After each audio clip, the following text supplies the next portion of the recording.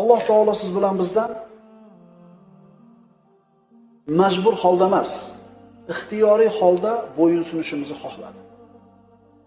Alloh taolo xolasa majbur ham qilib qo'yishi mumkin edi, lekin siz bilan biz ixtiyorimiz bilan Allohga bo'yinsunishimizni xohladi.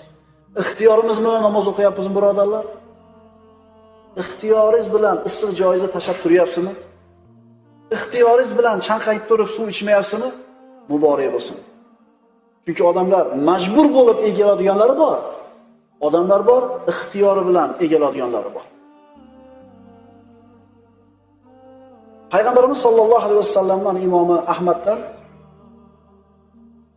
istazhaka Rasululloh sollallohu alayhi vasallam yawman.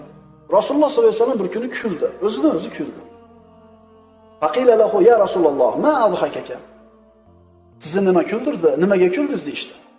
Qala qawmun yusaquna ilal jannati muqarrarina fis salasi. Bir qavmni ko'rdim, shunga kuldim dedi.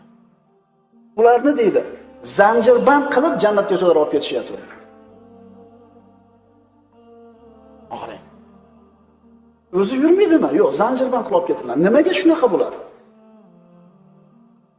Kimdir Alloh taoloni bergan ne'matlarini ko'rib egiladi.